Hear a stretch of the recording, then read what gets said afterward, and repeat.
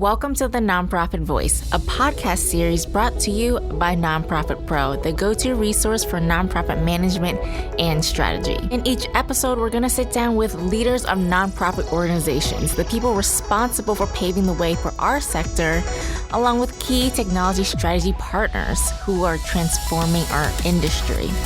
Here at the NonProfit Voice, we'll have refreshing conversations in which we will all learn more about the convergence of nonprofit and technology. Be sure to follow us on social media and visit our website to find more episodes of the NonProfit Voice. And you can download all of the NonProfit Voice episodes on iTunes, Google Play, or Spotify. We will have all the links down below. Hey, what's going on, everyone? Welcome back to the NonProfit Voice. I'm Nhu Te, Editor-in-Chief of NonProfit Pro, and I'll be your host for today's episode. And as always, thank you so much for joining us today. So it's my pleasure to welcome to the show Tony Martignetti, evangelist at Planned Giving Accelerator. Welcome, Tony. Thank you for joining me today. How are you? I'm doing well, Nhu. Thank you very much for having me. Thanks a lot. It's a pleasure. Of course. I'm happy to hear it. So before we jump into today's topic, I want our audience to get to know a little more about you and Planned Giving Accelerator. So can you talk a little more about yourself and the organization? I got into Planned Giving because I hated practicing law. I'm very glad I went to law school. I love law school. I encourage people to go to law school. By no means do I discourage that at all. But for me, the practice of law, very unpleasant way to make a lot of money.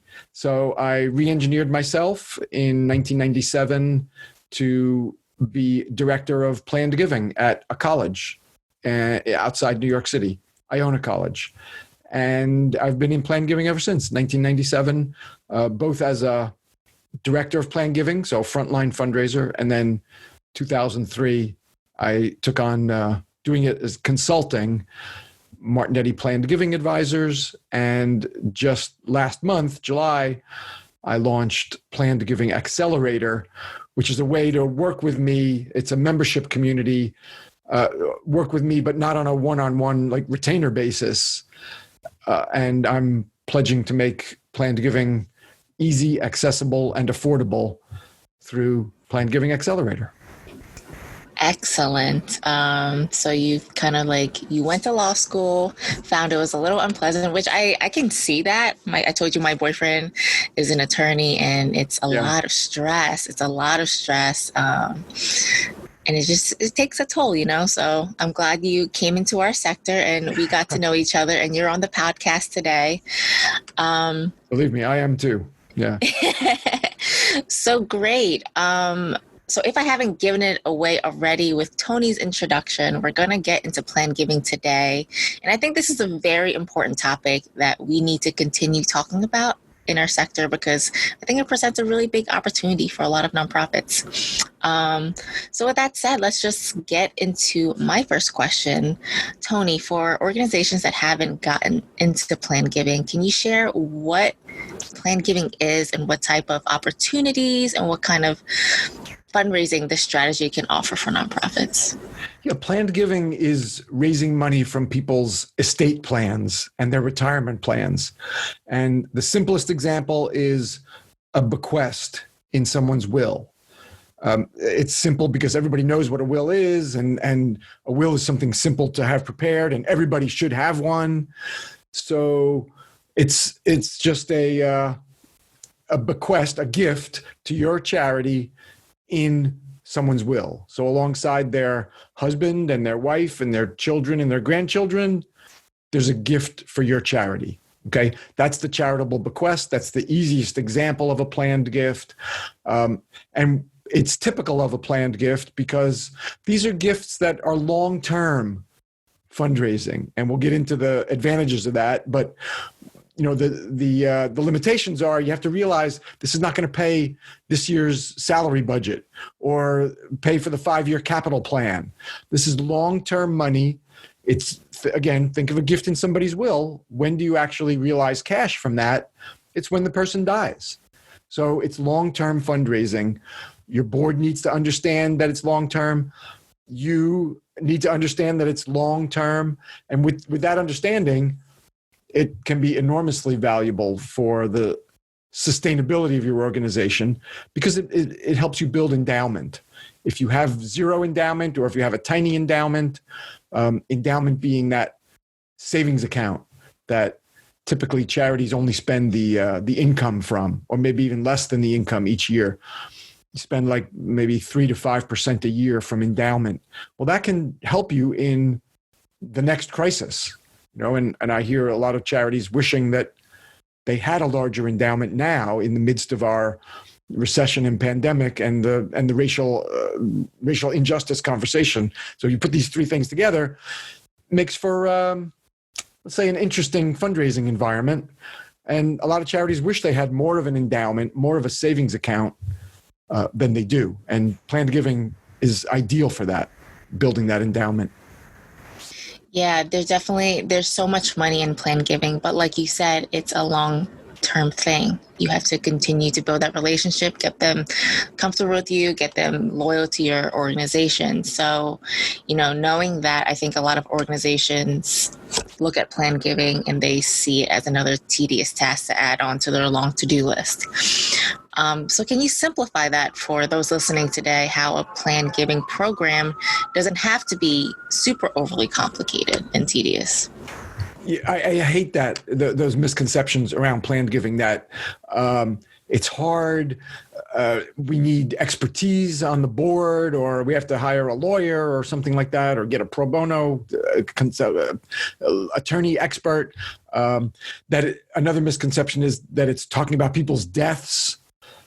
Not at all. You're talking about the long-term sustainability of your organization. And we can talk more about that. It's not death talk. It's not complicated. You start with bequests, those charitable bequests, like I was talking about, those gifts by will. When you start a program correctly, it becomes very simple, and it becomes a natural extension of the giving that the folks are already doing. You're talking to people who already love your organization. They're already loyal donors. So planned giving is not acquiring new donors. It's leveraging the relationships that already exist and talking to those folks about what is the natural extension of the giving they've already been doing for years, or maybe even in a lot of cases, decades.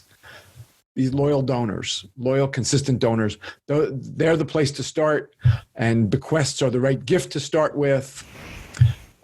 So when you put these things together, it's not complicated. Planned giving is not complicated. It doesn't have to be. I hate the conference speakers that make it abstruse. They talk over people's heads. A lot of times they're lawyers themselves, the speakers, and people leave like in a deeper black box than they walked in with. Right. I hate all those misconceptions and way overly technical explanations of planned giving. They're just not appropriate. Yeah.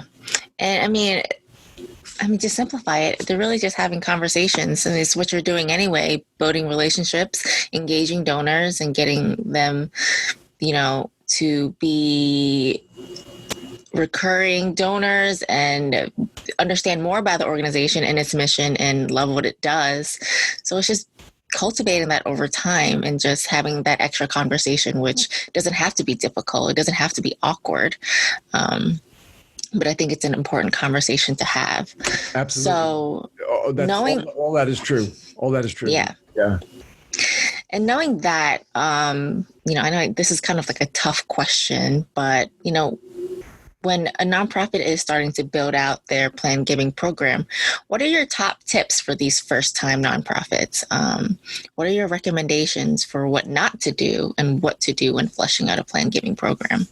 Well, as I had mentioned, the place to start is charitable bequests. So like what not to do is, don't think that this is overly technical, that you have to launch with all the planned gifts. I mean, there are a lot of places you can go beyond bequests, but bequests are the right place to start. And the main reason is charitable bequests, these gifts by will, are overwhelmingly the most popular planned gift in any planned giving program. I don't care. You could talk about University of Pennsylvania, Harvard, Memorial Sloan Kettering, University of Chicago, Stanford, MIT, University of Texas system. I don't care, any nonprofit, anyone with the most sophisticated, longest running, 125-year planned giving program, the overwhelming majority of their gifts are bequests, gifts by will. I mean, 75, 80% of their gifts are gifts by will. So that's the low-hanging fruit. That's the place to start. That is always going to be the bedrock of your planned giving program. And another thing to avoid is, it's hard to say whether it's a thing to do or not to do. I'll put it in the positive. I like to think positive. The thing to do is recognize you don't have to go beyond bequests.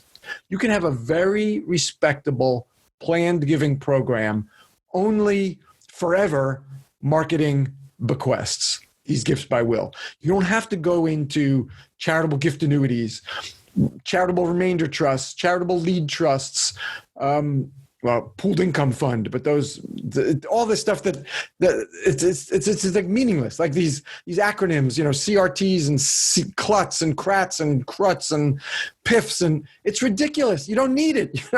Now 5 years from now, maybe 10 years, maybe not even 10 years. If you want to get a little more sophisticated, you can go further, but you don't have to. That's the beauty. That's you ask, what's the top tip? Recognize you don't have to go beyond charitable bequests, even 10 years from now. Life insurance, you can go into it if you want to. Life insurance could be a good planned gift, but you don't have to. So start simple. You can have a very respectable program, keeping it simple, respectable, lucrative, successful, sustainable planned giving program if you never go beyond charitable bequests. Yeah. I couldn't agree with that more. There's a lot of money in bequests, depending on what type of donors you're engaging and cultivating, how much money they have, and how much they're willing to give. And obviously, the average charitable bequest in the U.S. is about $35,000. But even people who can't afford that, almost anybody can afford $5,000 or $10,000 in their will for your charity. The smallest bequest I've ever seen, and again, I've been doing this since 1997, is $1,000. And those are very extreme outliers. I've seen very few $1,000 bequests in 23 years I've been doing this. Most people give $5,000 to $10,000 or more. And, they can easily go up into the millions. Like you said, depends who your donors are. It depends who you're talking to. Everybody doesn't have $1 million donor, but again, the average charitable bequest in the U.S. is about $35,000. Yeah, that's incredible. And that's nothing to laugh at, right? $35,000 can go a very long way. Sure. Yeah.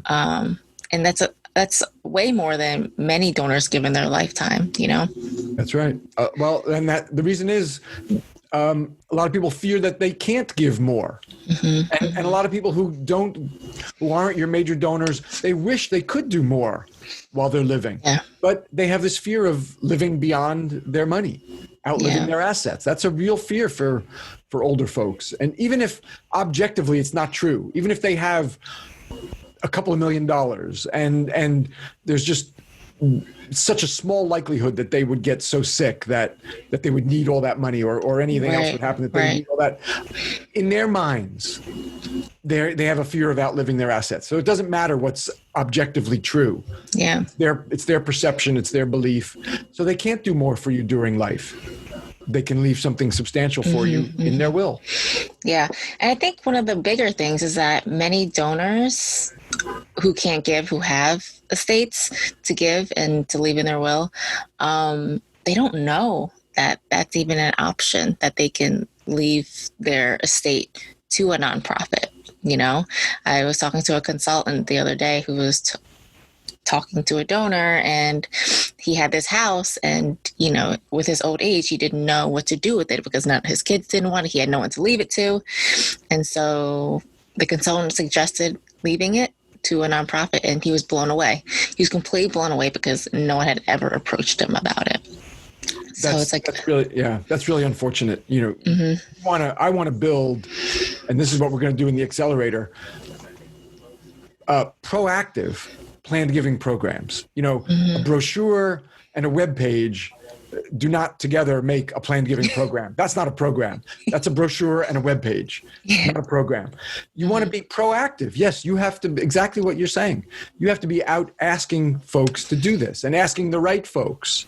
And that's part of what we're going to do is identify the right prospects for you to be promoting planned giving to. Identify top prospects and then a larger pool of folks who are not top, but still very good prospects for planned giving. We're going to identify the top people and everyone else that you should be promoting to. You have to be out asking because your competition is asking. Yeah, I couldn't agree more. All right. So, I mean, you've talked about this a little bit earlier, but, the main target demographic for planned giving are older donors, matures, baby boomers, and, perhaps even Generation X if they're old enough. Is there an opportunity to start that conversation with younger donors like millennials? Yes, there is. But it's not the place that I suggest starting your planned giving program. I suggest starting with folks who are the baby boomers, roughly 55 and over, because those are the gifts that you can be pretty certain are going to stay in the person's will until their death. If you start going too much younger, it becomes a big stewardship lift. If we're talking to folks who are in their 30s or 40s, they can live another 50 years, right? 60 years. I mean, obviously, depending how young they are. That's and I had someone on my show, I host Tony Martignetti, NonProfit Radio, that podcast, Nonprofits. And I had a guest once say, well, that just becomes a stewardship matter. Yeah, well, 60 years of stewardship, that's a long time.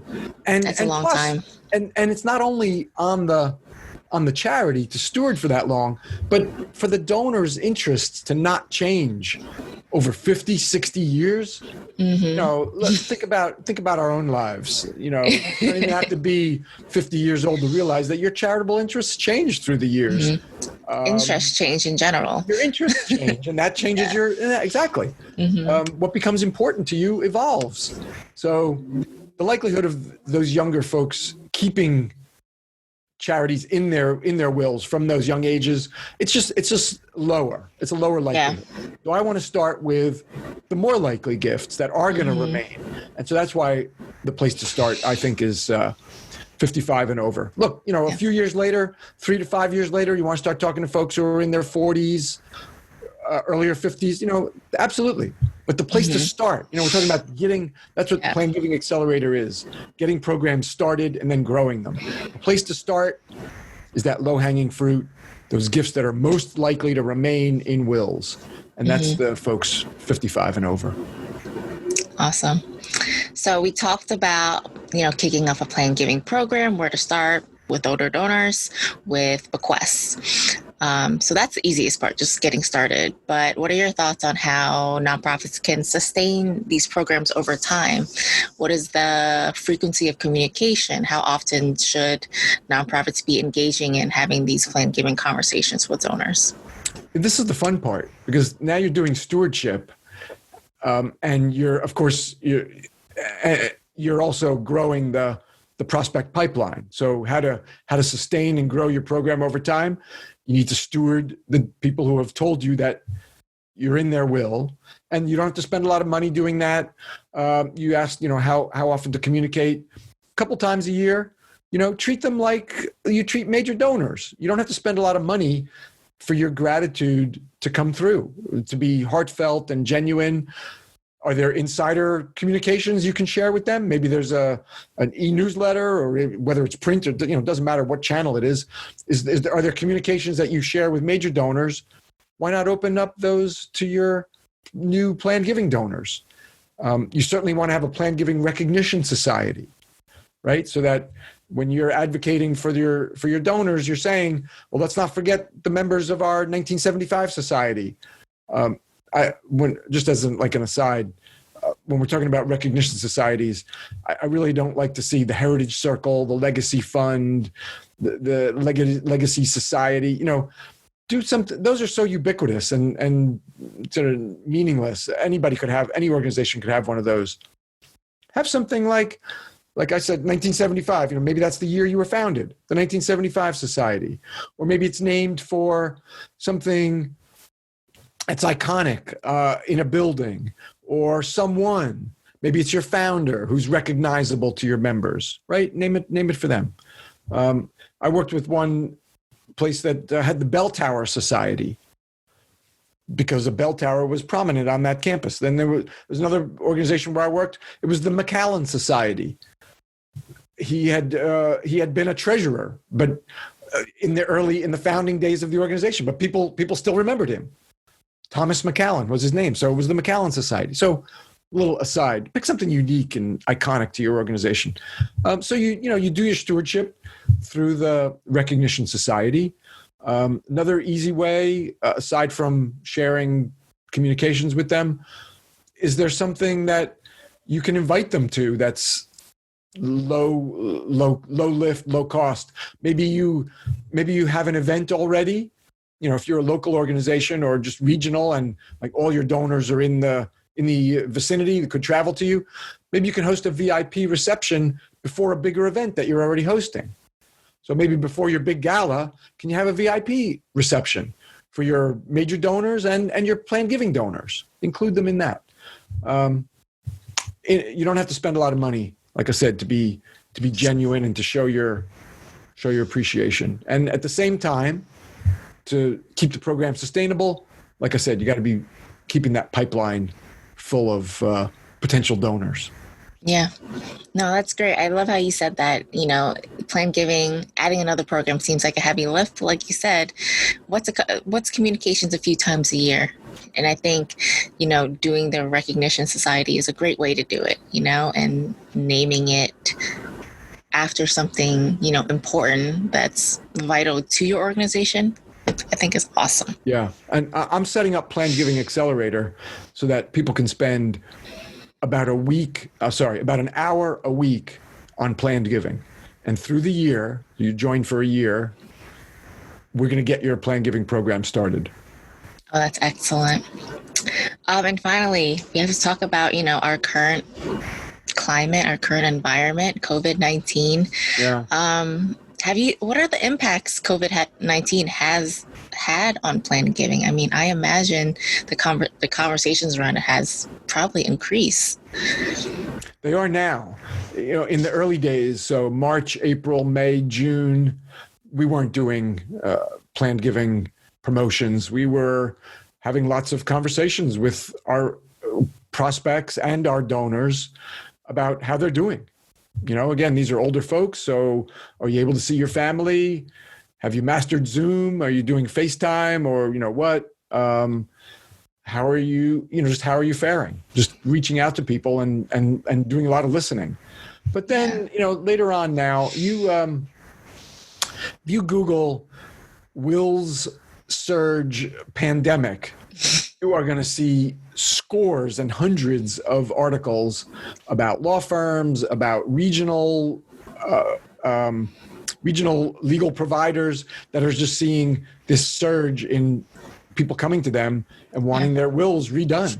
So people are definitely thinking about their own future plans, their own mortality.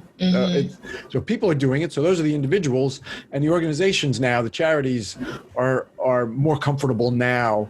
We're recording in early August, and are more comfortable doing the planned giving promotions that had been suspended for 4 months or so. Yeah. I think that's great the way you approached it, that there's no asking in the early months, because you want to make sure you are asking how the donors are doing and if they need anything. Just someone to talk to, make sure that, they know that you care about them as, human beings, not just as like a revenue stream. Absolutely. So I think that's tremendous advice.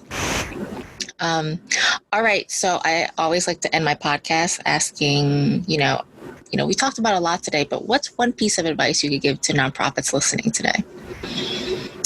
Don't be afraid of planned giving. It is not this black box. Don't fear it. It's not technical. You don't need technical expertise. You don't have to spend a lot of money. You don't have to spend a lot of time. What are the other? Oh, it doesn't take away from your other fundraising. There's my anecdotal, and then there's also academic research that proves that planned giving enhances other giving. It does not detract from other fundraising. That's another myth. Just like the it's too technical for me myth. It's too expensive for me myth, or for us. Just don't be afraid of planned giving. Yeah. And that's really solid advice. And like you said earlier, you're, having these conversations with donors who already love your organization, who are already donors themselves. And it's just an added layer to the conversations that you're having with them. Absolutely. So it doesn't have to be complicated. Natural extension from what they're doing. It is not, you're right. It is not complicated. And Nhu, I have a guide for folks if they want to get started, in their plan giving program. I have a white paper, free how-to guide. Yeah. Can I? Yeah. Send the link. Yeah, just send the link over to me, and we'll link it in the little description. It's easier than that. They can just text. Oh, perfect. Yeah, just give me the snippet, and I'll add it into our description box. Okay. Text guide to 56525. But I'll send awesome. Yeah. Guide to 56525. You'll get the free how-to guide, get your plan giving program started. Oh, fabulous. That's going to be such a great asset to add on to this podcast. Cool. Okay. Thank you so much. Thank you. All right. So, of course, that about wraps it up for today's episode. First, I want to thank everyone listening on today's episode for, joining our conversation. And Tony, it's been an absolute pleasure having you on. Thank you so much for joining us today and sharing your insights and expertise on plan giving. Thank you very much, Nhu, and thanks to everybody who's listening too. So on behalf of NonProfit Pro, see you in the next episode of the NonProfit Voice. Have a great day.